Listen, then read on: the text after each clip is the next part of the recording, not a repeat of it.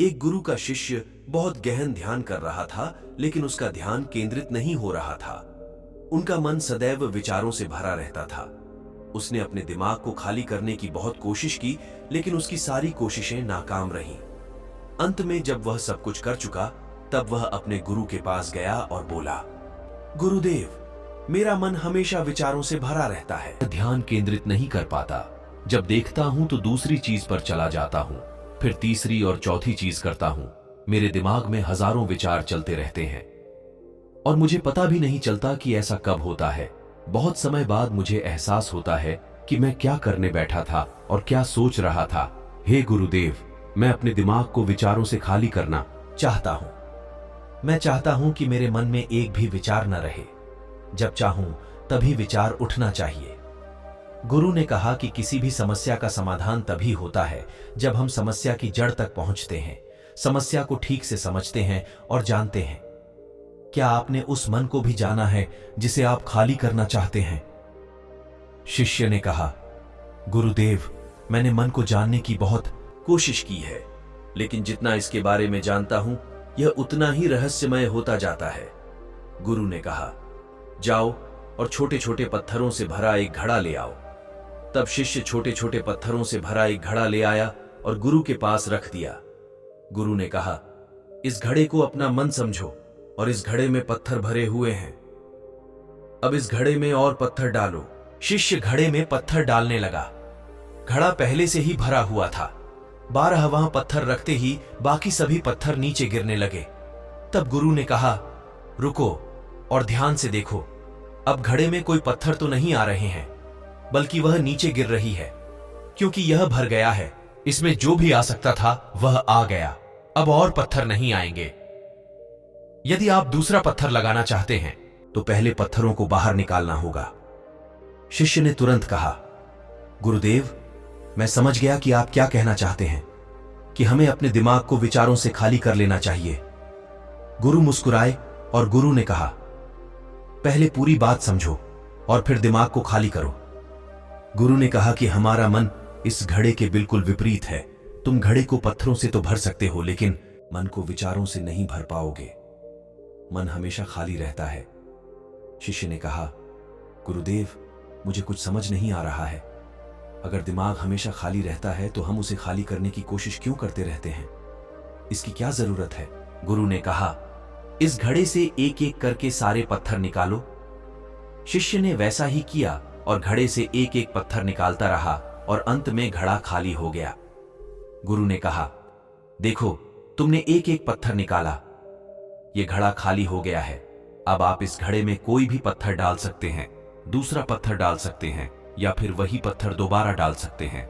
आप इसे आधा भर सकते हैं या फिर पूरा भर सकते हैं। शिष्य ने कहा, गुरुदेव, मैं भी ऐसा ही हूं। मैं बता रहा हूं कि मन को खाली करना है। ये तो पत्थर हैं, इन्हें आसानी से निकाला जा सकता है और घड़ा खाली किया जा सकता है, लेकिन मैं अपने मन को कैसे खाली करूं?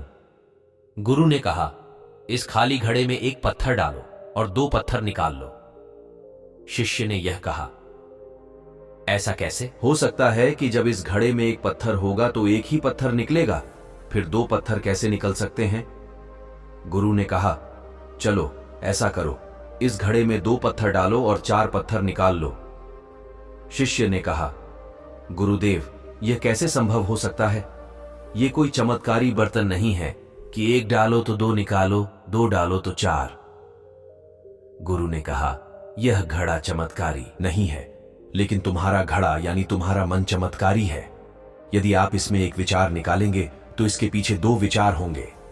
जब आप उन 2 विचारों को पकड़ते हैं तो उनके पीछे 4 विचार उभर आते हैं और वह खाली नहीं रहता। यह मन का भ्रम है कि सब कुछ है, लेकिन कुछ भी नहीं है।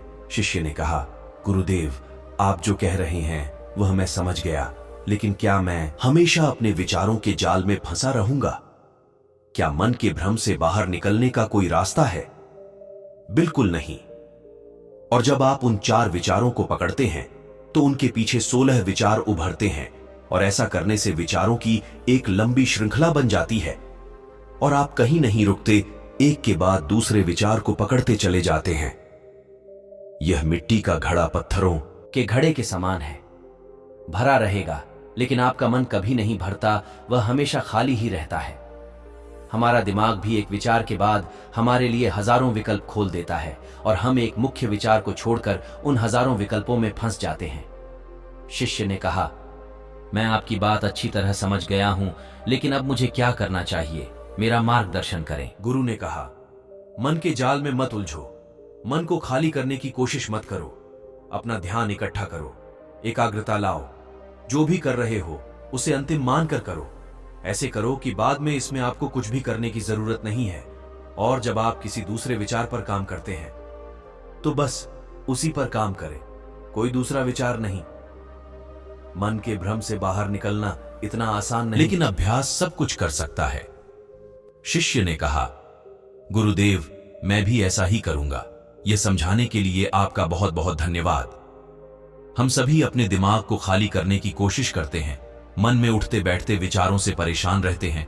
हम चाहते हैं कि ये विचार कहीं चले जाए और हम शांत हो जाते हैं, लेकिन जितना हम इन विचारों से दूर भागते हैं, हम विचारों का उपयोग करते हैं कि वे हमें शांत करते हैं, और वे आपके उन्हीं विचारों से जुड़े होते हैं जिन्हें आप छोड़ना चाहते हैं। इसलिए ये विचार इतनी शक्तिशाली हैं।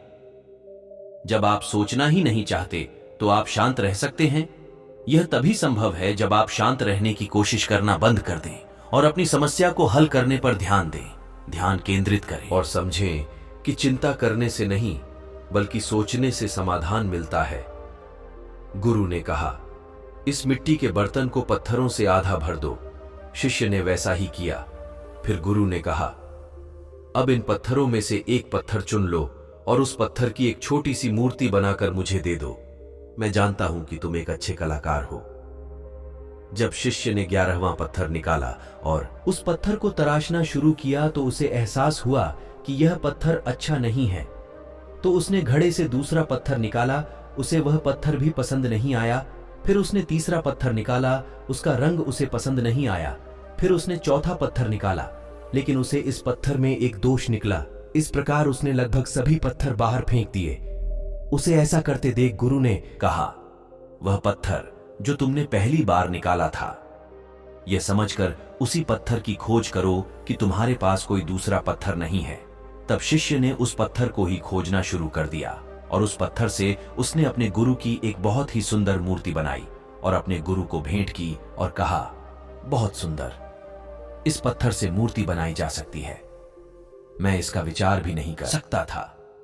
गुरु ने कहा कि जब कोई दूसरा विकल्प नहीं है तो हम अपनी सारी ऊर्जा उसमें लगा देते हैं और उसे सर्वश्रेष्ठ बनाते हैं। जब कोई दूसरा विकल्प है तो हम सिर्फ पत्थर चुनते रहते हैं। मान लीजिए कि मूर्ति नहीं बनाई गई है,